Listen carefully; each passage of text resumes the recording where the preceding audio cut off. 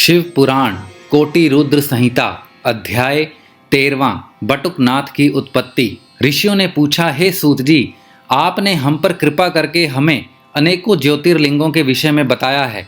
अब हमें अंधकेश्वर नामक ज्योतिर्लिंग के महात्म्य के बारे में बताइए।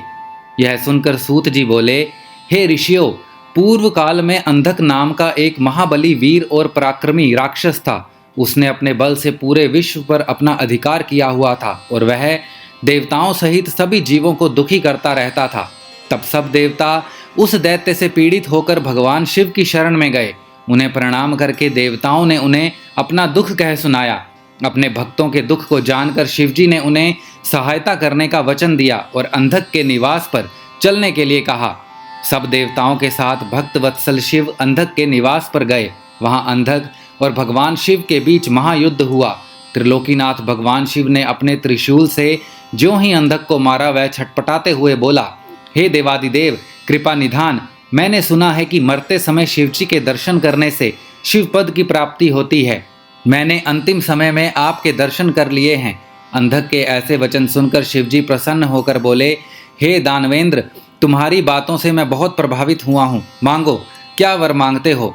शिवजी के ऐसे वचन सुनकर अंधक बोला, भगवान, मुझे अपनी अविचल भक्ति प्रदान करें और यहीं पर स्थित होकर जगत का कल्याण करें। तब अंधक की बात मानते हुए शिवजी ज्योतिर्लिंग के रूप में वहां स्थित हो गए। इस प्रकार सविधि पूजन करने वालों की सभी मनोकामनाएं पूरी होती हैं। यह ज्योतिर्लिंग अंधकेश्वर नाम से जग प्रसिद्ध है। अंधकेश्वर नामक ज्योतिर्लिंग की उत्तम कथा सुनकर ऋषिगण बोले, हे सूत जी, अब आप हमें बटुकनाथ की उत्पत्ति के बारे में बताइए। तब सूत जी बोले, हे ऋषिगणों, प्राचीन काल में दधीची नामक एक धर्मात्मा शिव भक्त हुए हैं, जो संपूर्ण वेदों के ज्ञाता थे। उनका सुदर्शन नाम का पुत्र था। वह भी अपने पिता के समान सर्वगुण संपन्न था। उसकी पत्नी दुकुला नीच कुल की थी। उसकी भक्ति में कोई रुचि नहीं थी। उसके 4 पुत्र हुए। एक दिन दधीची मुनि को किसी कार्य से कहीं जाना पड़ा। तब वह अपने पुत्र को शिव पूजन करने की आज्ञा देकर चले गए। सुदर्शन विधि विधान से भगवान शिव की आराधना और पूजन करने लगा। शिवरात्रि का दिन आ गया। सुदर्शन ने व्रत किया और सविधि पूजन भी किया। किसी कार्यवश उसे अपने घर जाना पड़ा। वहां उसकी पत्नी ने उसे कामवश कर लिया। तब सुदर्शन बिना शरीर शुद्धि किए शिवजी के मंदिर में पहुंचकर शिवजी का पूजन करने लगा। इससे भगवान शिव अप्रसन्न हो गए और उन्होंने सुदर्शन को जड़ बुद्धि होने का शाप दे दिया। जब मुनि दधीची ने वापस लौटे तो उन्हें सारी बातें पता चली। उन्हें यह जानकर बड़ा दुख हुआ कि उनके पुत्र सारे कुल को कलंकित कर दिया है। वे शुद्ध हृदय से जगदम्बा पार्वती जी की आराधना करने लगे। उन्होंने विधि विधान से पूजन कर जगदम्बा को प्रसन्न कर लिया।